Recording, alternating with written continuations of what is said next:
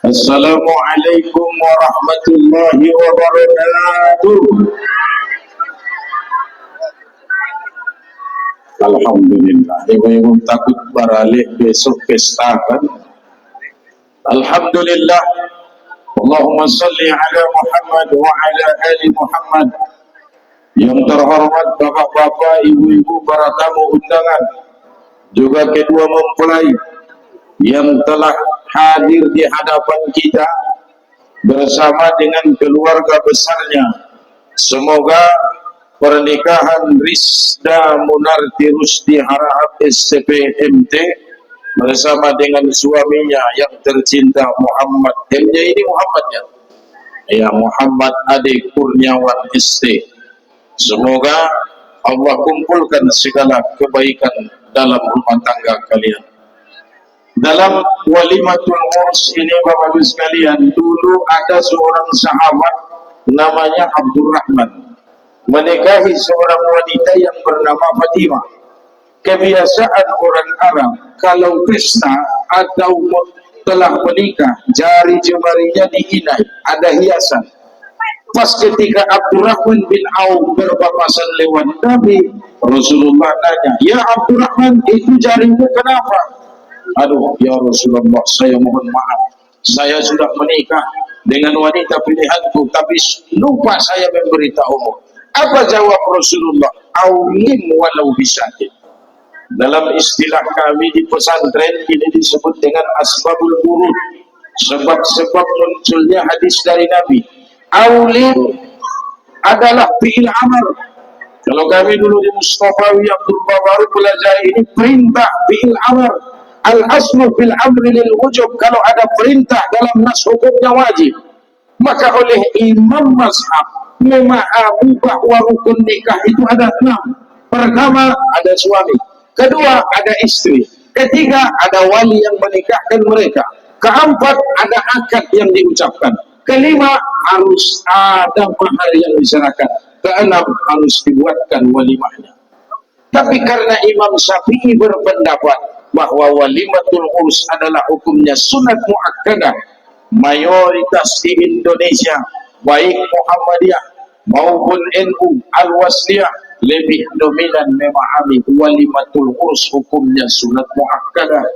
Tapi mazhab lain punya pendapat la yasihun nikah illa biwalimatin. Tak sah pernikahan itu kalau tak dibuatkan walimahnya. Maka untuk itu Bapak-Ibu sekalian, inilah sebabnya dalam bahasa adat ahadu bain suruita duson, dasar-dasar nihapuan tamantari wati hadisima. Jadi inilah niat kita mengamalkan sunnah Rasulullah, yaitu menghadiri walimatul urus. Nah, apa yang akan Ustaz sampaikan dalam walimatul urs ini? Dalam Quran atau Kurniawan, Allah memberi kita laki-laki ini 4 pesan. Pertama, telah disampaikan ibu pimpinan ranting Aisyah Bodan Dolok tadi, istrimu adalah pakaian bagimu. Al-Baqarah 187. A'udzubillahi minasyaitonir rajim. Hunna libasul lakum wa antum libasul lahunna. Ade atau Kurniawan, apa panggilannya? Kurniawan. Awan, istrimu adalah pakaian bagimu. Begitu juga Guru Harahap, suamimu adalah pakaian bagimu. Apa itu fungsi pakaian? Pertama, menutup aurat. Kalau tak ditutup, kita akan malu. Mendatangi kelompok, mendatangi masyarakat, berjalan di jalan raya tanpa penutup aurat, kita malu. Tak ubahnya seperti hewan yang berkeliaran. Itu fungsi pakaian. Maka istrimu awan adalah pakaian bagimu, menutup segala keburukan, kelemahan dan kekurangan. Begitu juga Guru Harahap, suamimu pakaianmu. Maka jangan pernah membuka aib istri, aib pasangan. Karena Allah sendiri menutup-nutupi, maka kita pun jangan membuka itu ke hadapan publik. Jadi itu pesan pertama. Tadi awan sebelum tampil kemari atau sebelum akad nikah pakai baju model pakaian Melayu begini, kira-kira nampak di kaca udah gagah ganteng belum? Ganteng kan? Gagah kan? Tapi itulah pakaian yang membuat kita percaya diri dia bukan hanya sebagai penutup aurat, tapi dia punya fungsi yang kedua, yaitu identitas. Yang pakai peci pasti bapak-bapak, pakai lobek kopiah pasti ayah-ayah laki-laki, yang pakai jilbab, pakai kerudung pasti perempuan. Tapi Pak Ustadz, ada di tempat kami di Sidempuan ini pakai jenggot, pakai kumis, tapi pakai jilbab. Itu karena acara 17-an itu, Bu. Kalau acara 17-an ya silakan untuk hiburan. Tapi aslinya pakaian ini identitas. Maka suamimu Boru Harahap adalah identitasmu sebagai seorang istri. Begitu juga awan, Boru Harahap ini adalah identitasmu. Jaga pandanganmu, jaga perilaku dan akhlakmu, karena ini adalah identitas.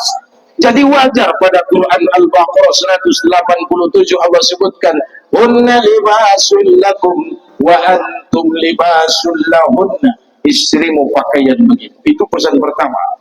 Tapi yang namanya pakaian, kita jangan fokus menyervis dan memperbaiki pakaian.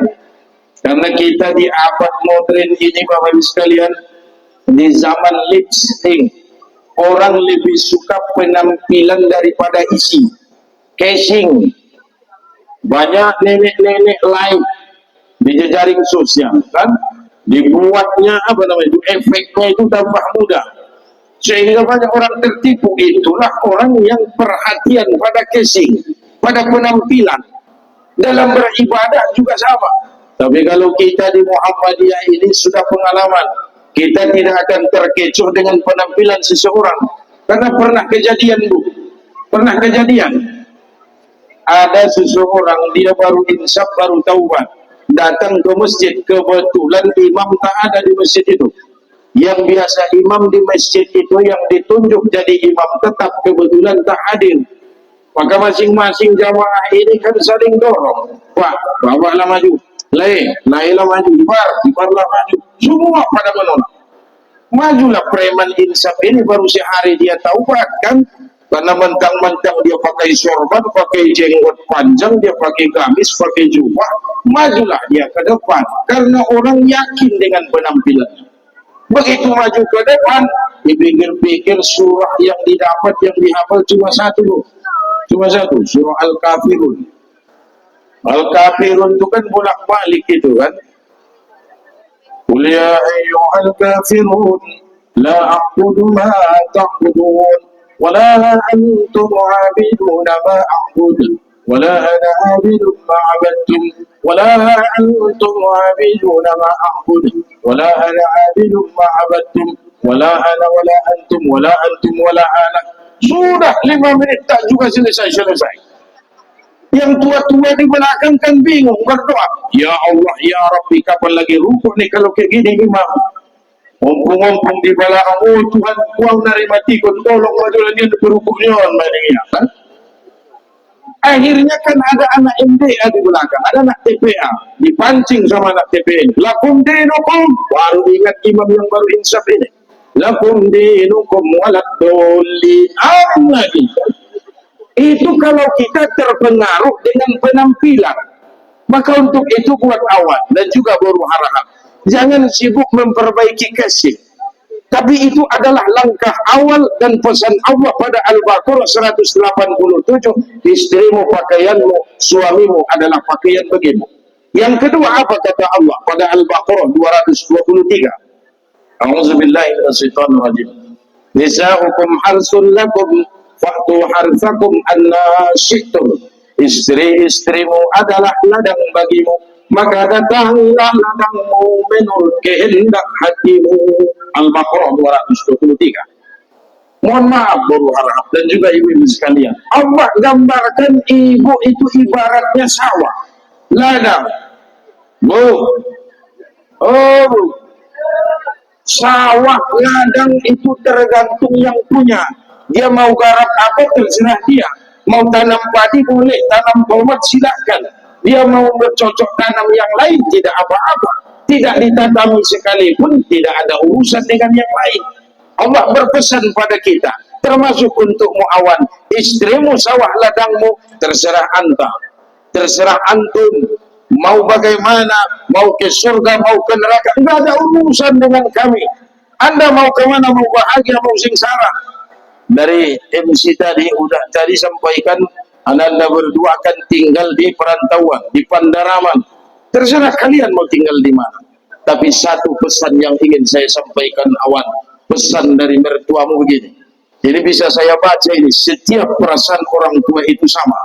Apa pesan mertua laki-laki dan perempuan kepadamu, Awan? Wahai menantuku Awan, Babere, Sarudida, silahkan kalian mau tinggal di hutan tak masalah, mau tinggal di kota kalian tak ada jadi soal, mau di laut, mau di gunung, mau bercocok tanam, mau di kota, gak ada masalah dalam hati mereka berdua. Cuma satu pinta dalam hati mereka, jangan pernah bawa putri mereka ke dalam neraka. Cuma itu pinta mereka. Susah payah mereka mendidiknya sampai S2, mendidik agamanya, mengajarinya bagaimana berakhlak, bagaimana dia menjadi wanita terhormat. Cuma satu harapan dan doa mereka, jangan sampai Awan membawa anak gadis mereka ke dalam neraka. Sia-sia mereka menjadi orang tua. Maka di saat Ananda nanti mengambil alih tanggung jawab ini, istilah dihita dipabuat urusian bagas nimora, maka terimalah tangan mertua laki-lakimu dan peganglah tanggung jawab itu dalam pundakmu, karena surga dan nerakanya bukan lagi terletak pada mertua laki-lakimu dan perempuanmu, tapi sudah berada dalam pundakmu. Jadi pesan Allah simpel, nisa'ukum harsun lakum, istrimu sawah ladangmu. Enggak ada urusan dengan yang lain. Dia mau tanam apa, dia mau bercocok tanam apa, enggak ada urusan dengan yang lain.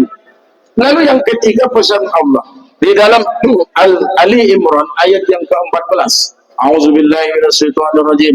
Zuyyina lin-nasi hubbus syahawati minad nisa wal banina wal qanatiril muqantarati minaz zahab wal fiddah wal khailil musawwamati wal an'am. Dijadikan indah pada pandangan manusia rasa cinta pada seorang wanita. Itu nomor satu. Ibu-ibu sekalian, ibu-ibu sekalian adalah perhiasan. Oh bu, ibu perhiasan. Perhiasan itu mahal. Masa dia iris senang jadi buat. Wah, udah harganya kan? Emas itu tiap tahun akan naik, nilainya tinggi. Dari masa ke masa tidak pernah itu turun. Dihormati, dihargai, itulah simbol perhiasan. Istrimu kata Allah perhiasan pertama dalam hidupmu. Maka jangan pernah merendahkannya, jangan pernah tidak memuliakannya. Dalam istilah adat kita di Angkola maupun di Mandailing, ada pakaian adat yang di atas kepala laki-laki namanya ampu, yang dipakai perempuan namanya pulang. Lalu ampu di atas kepala laki-laki, diginjang di Simanjunjung, di Bayung Panguli dan ampu. Ampu adalah simbol kehormatan bagi perempuan. Makanya kita sebut dengan perempuan. Perempuan, laki-laki harus bisa menjunjung tinggi harkat dan martabat wanita. Kenapa? Karena ibunya adalah wanita. Dia harus menghormati harkat dan martabat wanita, karena saudari ibunya adalah wanita. Dan dia punya anak gadis, itu adalah wanita. Itu berat kita yang hidup di wilayah adat Mandailing dan Angkola. Allah juga cantumkan pada Ali Imran ayat 14, zuhina lin-nasi hubbus syahwat minan nisa. Itu yang pertama. Yang namanya perhiasan ini kan dijaga, dirawat. Ibu kalau sering-sering pakai perhiasan, bawa mandi, bawa menyuci, bawa kerja ke ladang, bawa ke kantor, pastinya cincin itu kan akan berkurang timbangannya kan. Dia kadang-kadang ditambahkan, ada masanya dia ditampilkan, tapi ada masanya dia harus disimpan. Tak ada guru yang bisa mengajari ini, tapi kami yang sudah lama menikah awal hanya punya satu filosofi warisan leluhur kita, mata do guru roha sisian. Kami hanya mengamati, oh kalau orang rumah begini, marah begini cara mengatasinya, kalau istri begini, begini cara menghadapinya. Tak ada guru awal yang mengajarkan ini, tapi cobalah amati bagaimana cara mendidik, membimbing istrimu baru harahap ini. Hanya Anda sendiri yang bisa mengamati dan simpulkan dalam hati. Lalu setelah wanita perhiasan pertama, yang kedua kata Allah wal banin. Kalau Allah sudah menitipkan anak dalam rumah tanggamu, awan itu perhiasan kedua. Maka jangan sampai memutarbalikkan. Dia lebih cinta anaknya daripada istrinya, itu keliru. Bapak lebih cinta sama anak, itu keliru. Harus lebih cinta terhadap istri, karena itu adalah pilihan cinta pertama. Itu adalah perhiasan pertama yang Allah sebutkan. Baru berikutnya wal qanatiril, perhiasan. Wal qanatiril muqantarati minas zahab, dari emas, perak, berlian. Lalu hewan tunggangan, hewan peliharaan, sawah ladang, itu nomor sekian. Maksudnya banyak suami-suami dia sibuk cari nafkah dengan alasan untuk mencari nafkah buat istrinya, tapi dia lupa membimbing dan mengajarinya. Pada hakikatnya dia lebih cinta pada kebun dan ladangnya ketimbang istri dan anaknya. Banyak orang perempuan sibuk wanita karir ini, menata karirnya, dia lupa tanggung jawabnya pada suaminya, pada anaknya, padahal itu adalah perhiasan paling berharga dalam hidupnya. Maka jangan sampai terbalik awan. Karena sebagai laki-laki yang bertanggung jawab, kita harus tetap memposisikan dalam istilahnya, menempatkan sesuatu pada tempatnya, limuqtadil maqam. Yang nomor satu harus tetap nomor satu, istrimu nomor satu, anakmu nomor dua, baru hartamu nomor tiga. Apalagi di zaman modern ini, banyak yang lebih cinta pada hewan peliharaan, apalagi para pemelihara burung. Pagi-pagi dimandikan ini burung, dikasih pakannya kan, bininya entah makan atau tidak, tak pernah diopeni. Masa bodoh pikirnya, anaknya sekolah tak sekolah, tidak perlu mau tahu dia. Maka orang seperti ini salah dalam mengamalkan perintah agama. Ali Imran ayat 14. Lalu yang keempat, apa pesan Allah? Istrimu adalah ayat-ayat Allah, pada surah Ar-Rum ayat 21. Itu yang keempat. Istrimu pakaianmu, istrimu sawah ladangmu, istrimu adalah perhiasanmu. Keempat, istrimu adalah ayat-ayat Allah, pada Ar-Rum ayat 21. Wa min ayatihi, dan dari sekian ayat-ayat Allah, an khalaqalakum min anfusikum, ia ciptakan dari jenismu sendiri, azwajan litaskunu ilaiha, agar hatimu condong padanya. Wa ja'ala bainakum mawaddatan wa rahmah, ia ciptakan di antara kamu rasa cinta dan kasih sayang. Tapi ingat, inna fi zalika la ayatin liqaumin yatafakkarun. Ayat ini hanya bisa diterima orang yang punya pikiran. Bapak Ibu sekalian, mohon maaf jika ada salah atau dalam istilah yang saya gunakan. Otak manusia itu ada 3 bagian. Otak depan namanya otak reptil, ada di tengah namanya otak tengah, di belakang otak belakang atau limbik. Otak depan disebut dengan reptil, dia ganas, dia pemakan dan pemangsa, itulah reptil. Allah letakkan di bagian depan. Ada otak tengah, ada otak belakang. Kalau manusia kelamaan berdiri, maka otak reptilnya akan mengganas, semua orang mau dimakan. Itu otak reptil. Tapi kalau seseorang lebih sering dia menunduk, otak depannya ini ditekan oleh 2 otak yang lain, otak tengah dan otak belakang. Apalagi kalau dia semakin rendah menunduk, maka otak reptilnya semakin lama akan semakin menipis, karena dia terus ditekan oleh 2 otak yang lain. Apa perintah agama mengajari kita? Berlamalah ruku, perbanyaklah ruku, perbanyaklah sujud. Artinya sholat.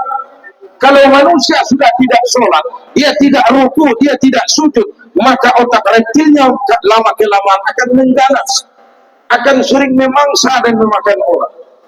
Memang makanya di istilah di kita, sering di antara jiran tetangga masyarakat kita, marsi panganan, marsi bunuhan, pangan kurun membunuhnya kan, utolon kurunnya.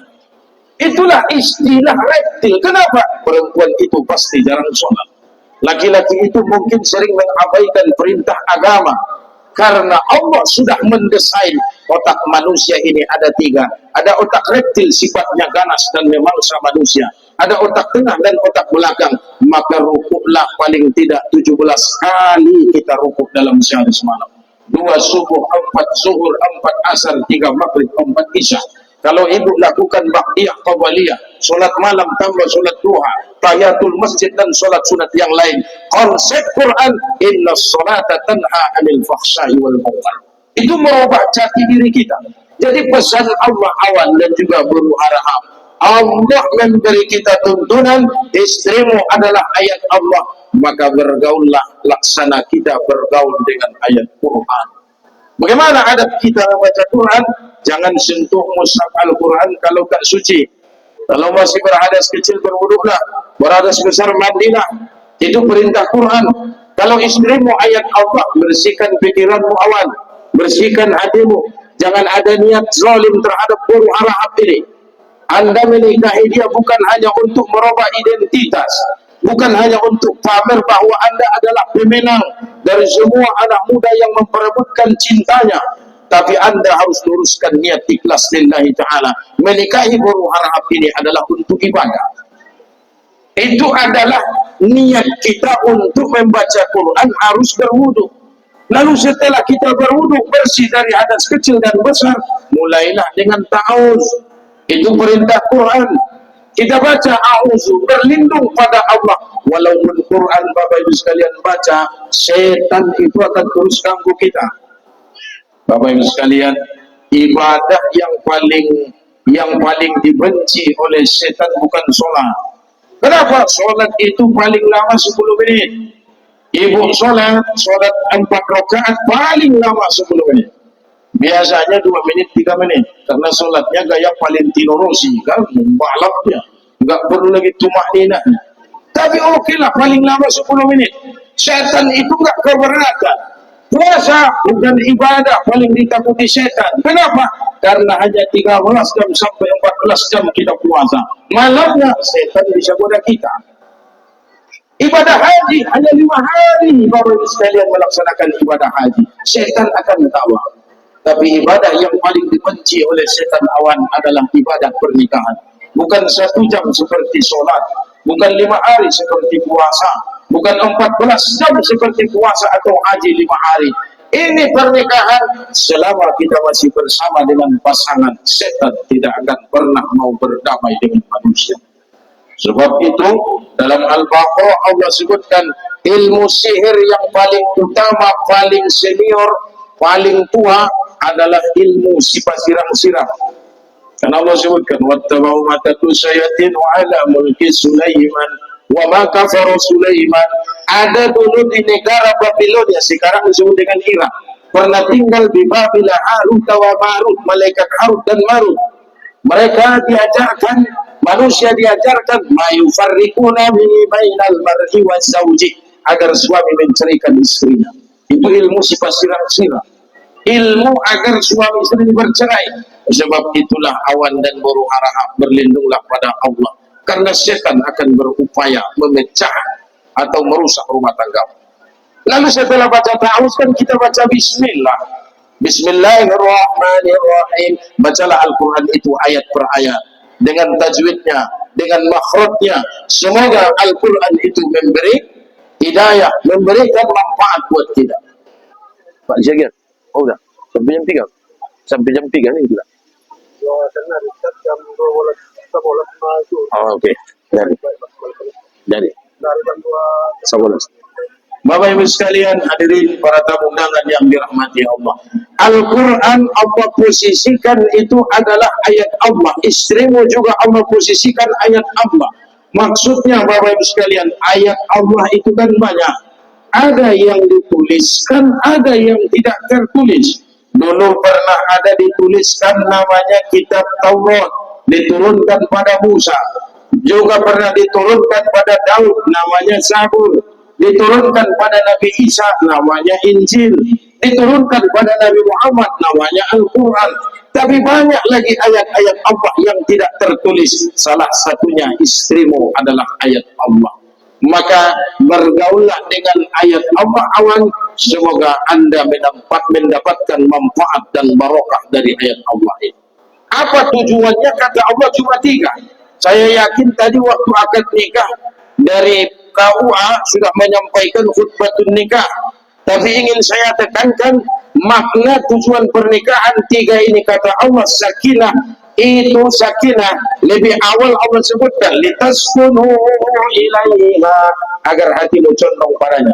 Sakinah itu tersendiri, tapi mawaddah dan warahmah, wa ja'ala bainakum mawaddatan wa rahmah, Allah yang menjadikan di antara kalian berdua. Apa hikmah yang terkandung di dalamnya Bapak Ibu sekalian? Sakinah itu tanpa bahan. Ibu sudah lama ditinggal meninggal dunia, suami pasangan sudah dipanggil Allah, sakinah itu tetap Allah berikan buat ibu, karena sakinah tidak perlu bahan. Bapak sudah lama hidup seorang diri, ibu itu sudah meninggal dunia, bapak bisa mendapatkan sakinah. Kenapa? Coba perhatikan ayatnya. Wa min ayati an khalaqalakum min anfusikum. Kalau istilah kami di pesantren dulu di Mustafa yang purba baru, khalaqo, Allah menciptakan tanpa bahan. Sakinah ada Allah berikan walaupun tak ada pasangan. Tapi kalau mawaddah, coba baca ayatnya, wa ja'ala bainakum, dia Allah yang menjadikan di antara berdua, bukan dengan khalaqo tapi ja'ala. Artinya sakinah itu Bapak Ibu sekalian cari masing-masing. Sakinah itu pada Al-Quran Allah sebutkan pada surah Al-Fat, anzala sakinata fi qulubil mu'minin, Allah yang turunkan sakinah pada hati orang beriman. Iman itu awal harus ditempa, tapi dia rajin Pak Ustaz sholat kan rukun Islam kedua. Dia rajin zakat Pak Ustaz, itu kan rukun Islam ketiga. Dia rajin puasa Pak Ustaz, itu kan rukun Islam keempat. Dia sudah haji dan hajjah, rukun Islam kelima. Ini persoalannya iman. Iman tak bisa diukur dengan ibadah. Iman tak tampak oleh mata. Iman antuk minu billahi wa malaikatihi wa kutubihi wa rusulih. Ada 6 rukun iman pada Allah, malaikat, kitab, rasul, hari kiamat, qada dan qadar. Kita tidak bisa melihat dan mengukur sekuat apa keimanan kita. Adapun sholat itu adalah rukun Islam. Dari untuk awal, bagaimana cara Anda meningkatkan keimanan? Allah berikan tuntunan pada surah Al-Anfal. Wa izza tuliyat alaihim ayatuhu zadatuhum imanan. Kalau ada seseorang yang kita beri gelar ustaz, ulama, kiai, tuan syekh, mubalik, membacakan ayat Allah kepadamu, bertambah keimanan. Surah Al-Anfal ayat kedua. Sebab itulah, mohon maaf, dalam persyarikatan Muhammadiyah, dalam anggaran dasar, anggaran rumah tangganya dijelaskan, tidak bisa berdiri satu ranting kalau tak ada pengajian rutinnya. Kenapa? Karena hanya dengan pengajian kita bisa kuatkan iman. Maksudnya awal, harap dimanapun Anda berdua akan tinggal, berdomisili, carilah majelis ilmu. Kalau harapan kami orang-orang tua ini sebenarnya, nah di mana Anda tinggal, carilah masjid takwa itu sebenarnya dalam hati kita, kan? Tapi apa boleh buat, kadang-kadang jauh dari tempat Anda mungkin tinggal. Jadi carilah masjid, carilah rumah Allah, belajar agama, belajarilah tuntunan agama. Hanya itu baru iman jadi kuat. Jadi pesan kami sebagai yang diamanahkan tadi untuk memberi nasihat kepada Anda berdua, jagalah imanmu dengan cara memperkuat ilmu agama. Carilah majelis ilmu, carilah majelis ta'lim. Semoga Allah Subhanahu wa taala mudahkan Anda berdua mendapatkan sakinah. Lalu mawaddah, mohon maaf, mawaddah ini Bapak Ibu sekalian kepada kawan dan juga guru Arab adalah rasa cinta yang Allah berikan ketika telah terjadi hubungan suami istri. Itu mawaddah. Mawaddah itu Allah berikan ketika telah terjadi hubungan. Ini kaji privasi, tapi saya pesankan buat saudara awan, selesai acara resepsi pernikahan walimah ini, Ananda akan membawa guru harap ini ke tempat di mana Anda tinggal, atau di mana? Di Palopan. Di Palopan. Jawabanku guru harap pun juga sekarang tuan-tuan, satu pesan yang ingin saya sampaikan, nanti malam sebelum tidur laksanakan sholat sunat 2 rakaat. Kepada lurah Anda melapor, kepada KUA Anda melapor, masa kepada Allah Anda tak melapor? Laporkanlah rumah tanggamu di hadapan Allah di awal pernikahanmu. Ba'da isya sebelum tidur laksanakan sholat sunat 2 rakaat. Dalam istilah fikihnya usolli sunnatal mutlaq. Sengaja aku solat sunat mutlak. Rakaataini, 2 rakaat imaman. Anda jadi imam. Baru harap jadi makmum, berdirilah di belakang suamimu agak ke kiri. Itu tetap makmum perempuan. Dalam solat pun sama. Dalam duduk di pelaminan, di persandingan pun sama. Istri harus tetap di sebelah kiri. Karena asalnya adalah dari lambung Nabi Adam alaihissalam sebelah kiri. Jadi baru harap berdirilah di belakang suamimu agak ke kiri. Solat sunat 2 rakaat. Setelah selesai solat sunat 2 rakaat, awal pimpin doa. Baru harap aminkan doa suamimu. Tapi sebelum berdoa musyawarah dulu. Apa yang mau disampaikan visi dan misi di hadapan Allah, makanya Anda berdua menikah. Itu penyampaian visi misi di awal pernikahan. Musyawarah dulu. Kalau bisa bahasa Arab, kalau tak bisa ya bahasa Indonesia atau bahasa daerah. Karena ibu sekalian, jangan terlalu memaksakan diri berdoa dengan bahasa Arab. Karena ada kejadian, orang berangkat haji bininya 2, satu Hasanah, yang satunya lagi Khadijah. Putaran dari rukun Yamani ke Hajarul Aswad. Rabbana atina fid dunya hasanah wa fil akhirati hasanah wa qina azabannar. Terus 7 kali tawa setiap jumpa rukun Yamani ke Hajarul Aswad. Rabbana atina fid dunya hasanah. Ini keduanya kan Khadijah protes. Bang, abang, kenapa abang terus berdoa harus sama si Hasanah di dunia, di akhirat juga sama Hasanah? Kapan bareng sama saya? Pikir Khadijah kan? Yang mana Pak Haji ini pun juga kurang ilmu. Oke lah, kita rubah katanya. Dari rukun Yamani ke Hajarul Aswad dirubahnya.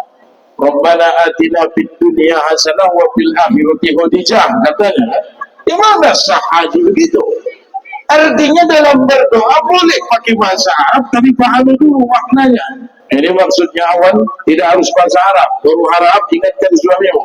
Bang, jangan macam-macam bang. Pokoknya bahasa yang bisa saya pahami. Karena takut pula nanti pakai bahasa Arab tidak dipahami semua harap ini kan. Jadi inilah pesan Allah. Mawaddah, solat sunat. Habis solat berdoa, habis berdoa baru harap salam tangan suamimu, cium tangannya. Apa kata Rasulullah? Setiap perempuan yang menyentuh jari jemari suaminya penuh dengan rasa cinta dan kasih sayang, semua dosa yang diakibatkan 2 tangannya Allah ampuni. Mudah mengampunkan dosa. Dia doa hapus dosa kesalahanmu. Selalu siun salam tangan ni bayu ibahas. Semua dosamu akan Allah ampuni. Kalau awal pernikahan saya yakin terus bergandengan tangan kan.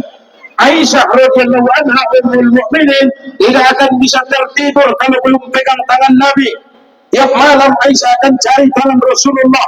Lalu Rasulullah pun memberikan tangannya dipegang sama Aisyah karena dia takut ketika besok pagi dia bangun sudah berada di alam barzah, tak bertemu dan tidak sempat meminta maaf kepada Nabi. Tapi ini jangan dulu ibu amalkan nanti malam. Kalau Ustadz Indi Hasan Siregar sebelum tidur harus pegang tangan suami. Mati lampu ibu cari-cari. Bapak tu pikir isang po negatif balik meninggal malam umat layon di rumahnya deh kan. Karena mencari-cari. Jelaskan dulu. Dari paling tidak sekali dalam sepekan. Hari Jumat ibu salamlah tangan bapak itu. Mau beda-beda nomor sikarat waktu tambah pustak lek tangan ni bayu itu surga. Orang kau nama ni hebeng rumah orang jalan. Jadi itulah tugas suami. Dia harus memberi tangannya, mengulurkan tangannya, istrinya menyalamnya agar dosa kesalahannya diampuni. Dosa perempuan itu banyak, tiada terhingga. Jadi ibu sekalian, dosa istri pada suami itu harus dipertanggungjawabkan dunia dan akhirat. Tapi dosa suami kepada istrinya, ia hanya bertanggung jawab kepada Tuhan.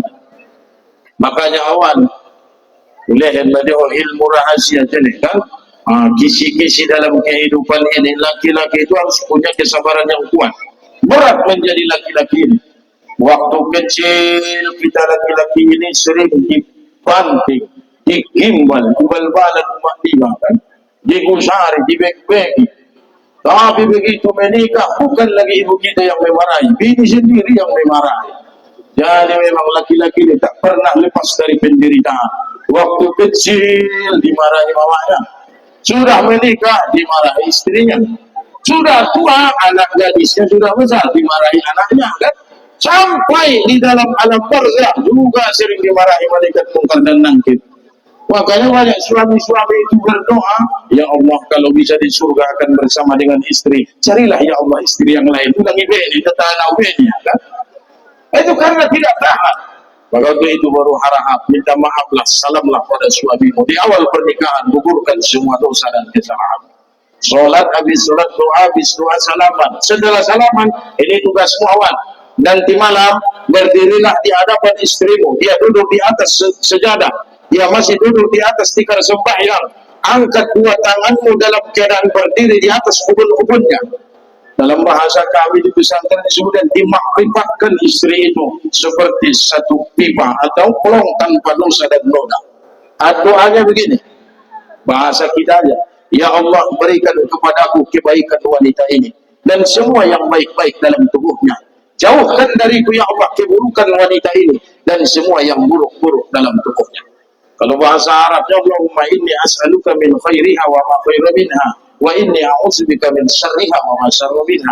Ini kan nanti malam awal harus amalkan. Berdirilah, angkat dua tanganmu di atas ubun-ubun istrimu. Doakan pada Allah agar semua dosa kesalahan yang Allah hapuskan, tabiat buruk, kebiasaan yang tidak baik Allah hapuskan. Allah munculkan kebaikannya, Allah munculkan sifat-sifat baiknya. Itu terletak pada doa si suami.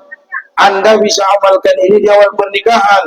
Karena banyak bapak-bapak sudah opung-opung menyesal dengan ceramah Ustaz ini. Pas waktu makan ada kakek-kakek melapor, Pak Ustaz, mantap kali doa tadi. Yang mana itu Pak? Yang tadi doa di malam pernikahan. Terus maksud opung bagaimana? Dulu waktu menikah belum sempat saya amalkan itu Pak Ustaz. Jadi maksud opung ya, maksud membuat buruk, misalkan suamal pernikahan. Gigi tinggal pokoknya ada lagi macam-macam. Kalau udah lewat Pak udahlah. Tapi sampaikan pada anak menantu agar dakwah ini terus, agar sunnah ini tetap dipertahankan. Itulah cara mendapatkan mawaddah awat. Warahmah adalah rahim. Dituliskan dalam Al-Quran itu permulaan. Diturunkan ke dunia hanya ada dalam tubuh seorang wanita. Itulah warahmah. Apa itu warahmah? Rasa cinta ketika Allah titipkan anak dalam rahim istrimu. Maka cinta itu akan luar biasa. Orang tua dan mertuamu akan terus memperhatikan rumah tanggamu. Itulah warahmah. Sebab itu awan, walaupun Anda telah menjadi orang besar, orang hebat, berpenghasilan sendiri, sudah mandiri, jangan lupa awan, Anda pernah tinggal dalam rahim ibumu selama 9 bulan 10 hari. 9 bulan 10 hari kita tinggal dalam perut ibu kita. Susah dia berjalan, payah dia bekerja dan beraktivitas. Jangan gara-gara perempuan ini, si baru harap ini kau lupakan itu. Itulah warahmah. Ibumu adalah surgamu, tapi yang pegang kuncinya istrimu. Bagaimana cara memadukan itu? Maka carilah ilmunya. Kalau hanya pegang kunci, istri sendiri dididik, dibimbing, diajari, ibunya dimusuhi, bahkan ibunya dibiarkan, dia tidak akan pernah masuk surga. Laksana seseorang pegang kunci rumah tapi tak ada rumahnya. Untuk apa kuncinya? Sama halnya juga kalau ibumu terus kau bimbing, terus kau kejar keriduannya, kau lukai perasaan si baru harap. Sama halnya seseorang punya rumah tapi tak punya kunci, tak juga bisa masuk. Ibumu adalah surgamu, istrimu adalah pemegang kuncinya. Maka carilah ilmu dalam hal ini. Dan buat si baru harap, pesan saya baru harap cuma satu. Jadilah seorang yang membawa jahit, yang semula ini terpisah ada yang menyatukan. Jangan menjadi seperti seorang gunting yang hanya memecah belah dalam rumah tangga. Suamimu sebelum menjadi suamimu, dia lebih awal menjadi anak dari ayahnya, anak dari ibunya. Jangan pisahkan mereka. Cinta pertamanya adalah ibunya, cinta keduanya adalah ibunya, cinta ketiganya adalah ibunya, cinta keempat adalah ayahnya. Anda adalah yang terakhir. Jangan pernah berharap menjadi nomor 1 dalam hatinya. Kalau 9 bulan 10 hari dia pernah tinggal dalam rahim ibunya, itulah warahmah. Laki-laki yang merupakan tempat tinggalnya dulu celaka dunia dan akhirat Allah buat. Maka warahmah ini buat baru harap ketika ananda nanti diberangkatkan dari rumah orang tua, peluklah ayah, peluklah ibu. Sampai kemarin ananda masih tetap menjadi anak mereka. Tanggung jawab mereka pikul, amanah dari Allah itu mereka pertahankan. Maka ketika ananda nanti akan melangkahkan kaki dari rumah orang tua, peluklah, minta maaflah kepada mereka. 9 bulan, kopi tahu berwahara Badung S2, jangan salah, pernah ananda tinggal 9 bulan 10 hari dalam rahimnya. Payah dia berjalan. Jangan gara-gara si awan ini anda lupakan dia. Dia akan mengadu pada Tuhannya, akan berpengaruh dalam rumah tangga kalian berdua. Peluk ayah, peluk ibu, mintalah doanya, melangkah kaki dari rumahmu, dari rumah orang tua, tak ada beban. Walaupun dengan uraian air mata itu akan menjadi saksi di hadapan Allah bahwa anda telah memohon maaf, minta izin atas doa dan restu mereka. Itulah pesan yang bisa saya sampaikan buat awam dan juga guru harahap dan juga para tamu undangan. Walimatul urs ini adalah jamuan makan dan minum karena ada resepsi pernikahan. Itu definisinya dalam fikih. Jadi Pak Ustaz ceramah dari tadi ngapain? Painte malero. Nah, ceramah dulu Pak Ustaz sambil nunggu lapar, kalau makan bareng kan jadi enak kan? Jadi inti walimatul urs, jamuan makan dan minum karena ada pengantin baru. Untuk itu Bapak Ibu sekalian, mari kita nikmati, kita cicipi, tapi harapan saya jangan terjadi ikhtilat. Jangan bercampur aduk laki-laki dan perempuan. Kalau tidak, kami duluan bapak-bapak yang makan, atau mungkin panitia yang membagi nanti mejanya. Kalau enggak elok rasanya kita dalam persyarikatan Muhammadiyah menjaga sunnah dalam walimah juga harus tenang. Jangan ikhtilat laki dan perempuan. Kepada awan dan juga guru harap beserta kahanggi anak nur sunguni murah dia mau masuk siamulonan saluhutna sidoka si panganon rasukina dilehen moyun dari muka semua kaum nami, mudah-mudahan jadi parhuhu dia minawa parrasukina dalam meramal ibadah, jadi sodakutun jariah yang dia di mana marsidokah diarinya sadarion. Atas nama para tamu undangan, kami mengucapkan terima kasih atas rezeki, atas hidangan yang disampaikan kepada kami. Wa akhiru da'wana alhamdulillahirabbil alamin.